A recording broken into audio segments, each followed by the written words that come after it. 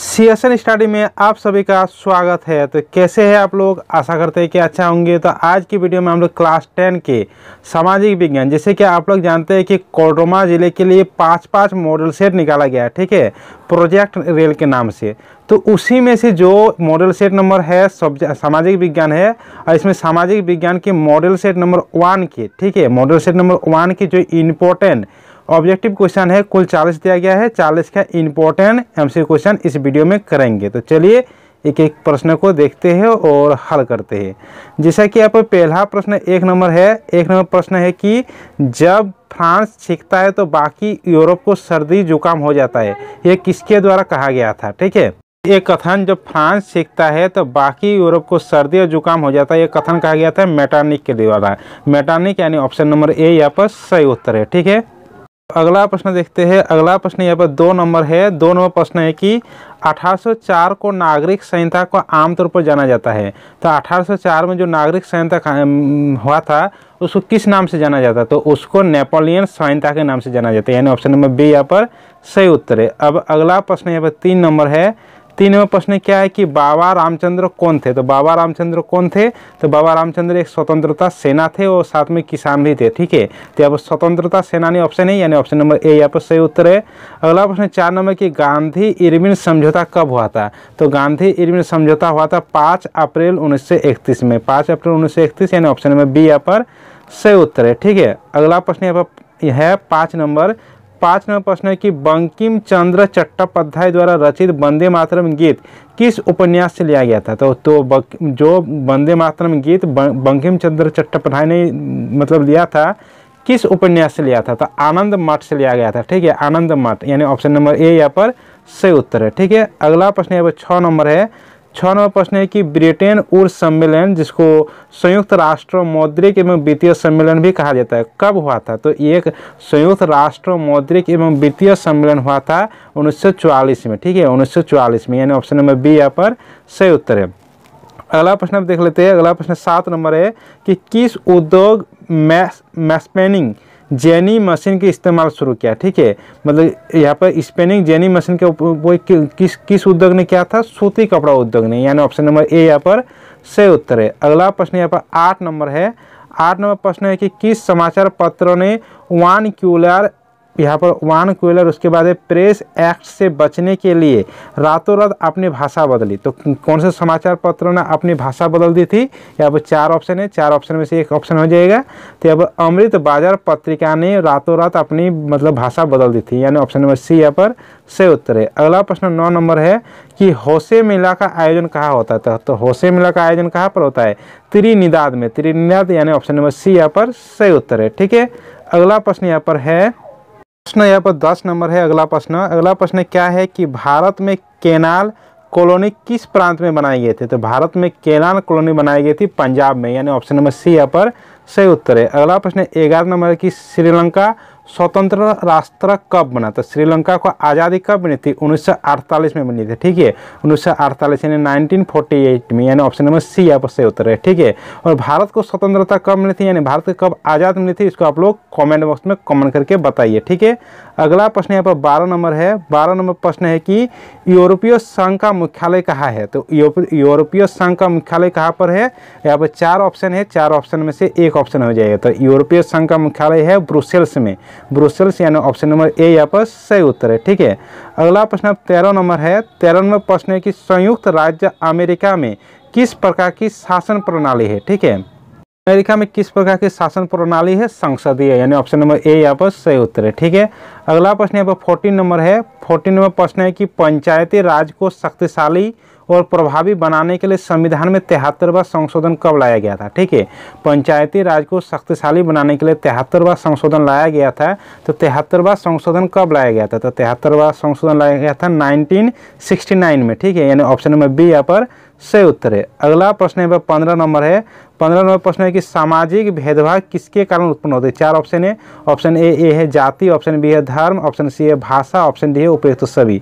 तो समाज के द्वारा भेदभाव जाति के आधार पर भी होती है, धर्म के आधार पर भी होती है और भाषा के आधार पर भी होती है, यानी उपयुक्त सभी इसका उत्तर है, यानी ऑप्शन नंबर डी यहाँ पर सही उत्तर है। अगला प्रश्न यहाँ पर 16 नंबर प्रश्न है। 16 नंबर प्रश्न है कि राजनीतिक दलों के विषय में निम्नलिखित में से कौन सा कथन सही नहीं है। ठीक है, यहाँ पर 4 ऑप्शन है।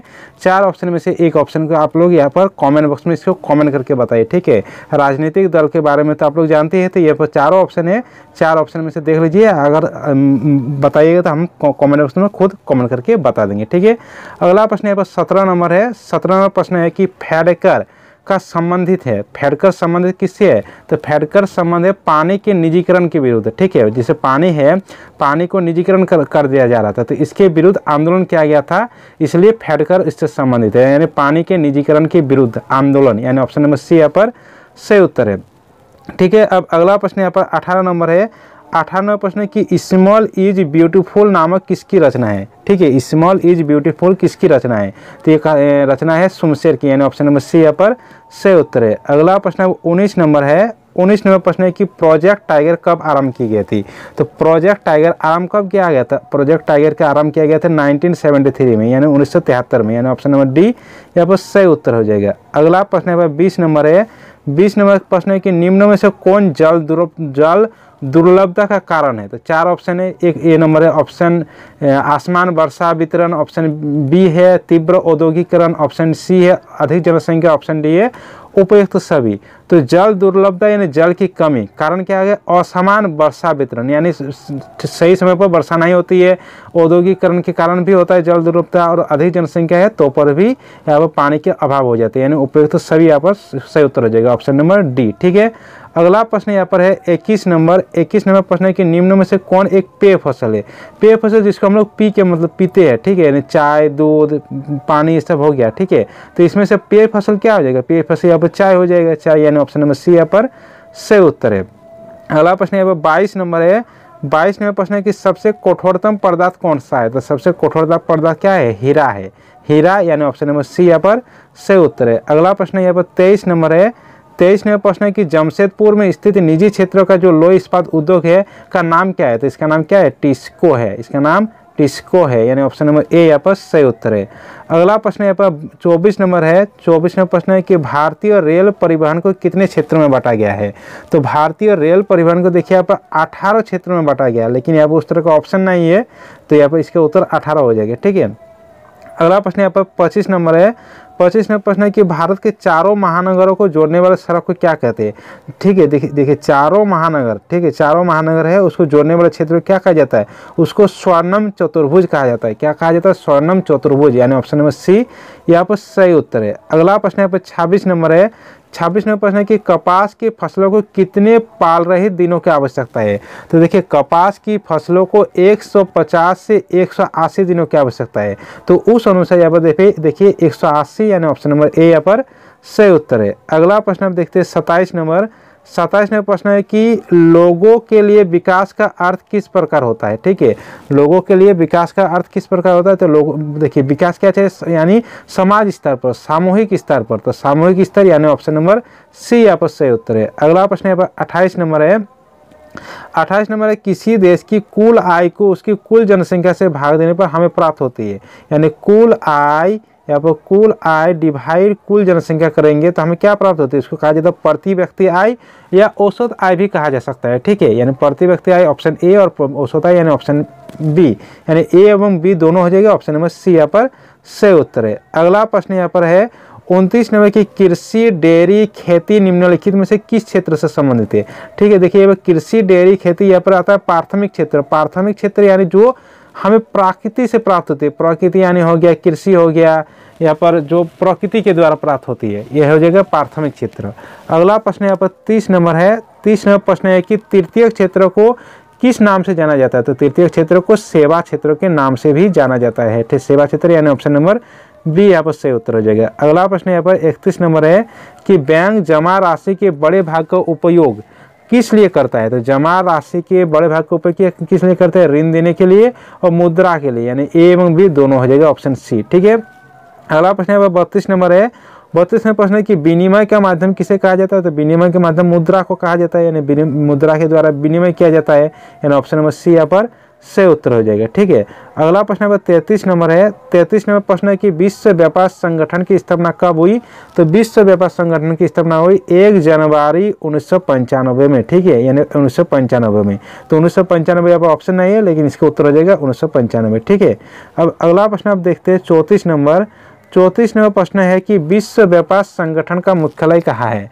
तो विश्व व्यापार संगठन का मुख्यालय कहाँ पर है? यहाँ पर व्यापार संगठन का मुख्यालय हो जाएगा जेनेवा, ऑप्शन नंबर सी यहाँ पर सही उत्तर है। अगला प्रश्न 35 नंबर है।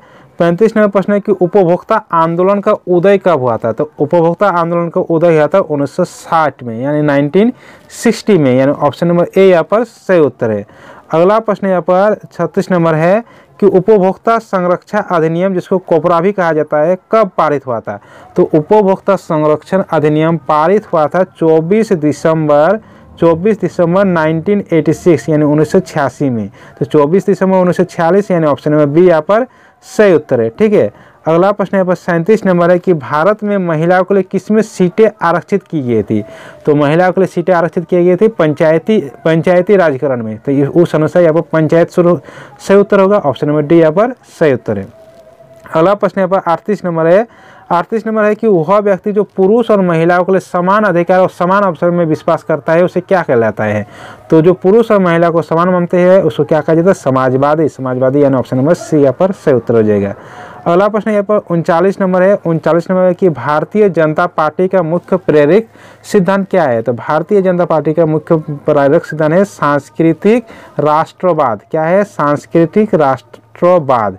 तो सांस्कृतिक राष्ट्रवाद, तो उस अनुसार अगर देखेंगे तो समग्र मानवतावाद को हम यहाँ पर मान सकते हैं, यानी ऑप्शन नंबर सी यहाँ पर उस अनुसार सही उत्तर हो जाएगा। ठीक है, अगला प्रश्न यहाँ पर 40 नंबर के लोगों का एक संगठित समूह जिसका उद्देश्य चुनाव लड़ना और सत्ता की प्राप्ति करना होता है, क्या कहलाता है? इसको कहा जाता है दबाव समूह, यानी ऑप्शन नंबर सी यहाँ पर सही उत्तर है। ठीक है, यहाँ पर देखिए 40 के 40 इंपॉर्टेंट जो एमसीक्यू क्वेश्चन है, मॉडल सेट नंबर 1 जो कोडरमा डिस्ट्रिक्ट का दिया गया है, उसका कंप्लीट सोल्यूशन इस वीडियो में हो गया है। ठीक है, चलिए मिलते हैं अगले वीडियो के साथ। अगर इस चैनल में कोई नए है तो चैनल को सब्सक्राइब कर दे, साथ में बेल आइकन को दबा दीजिए और सभी दोस्तों के साथ इस वीडियो को शेयर कर दीजिए।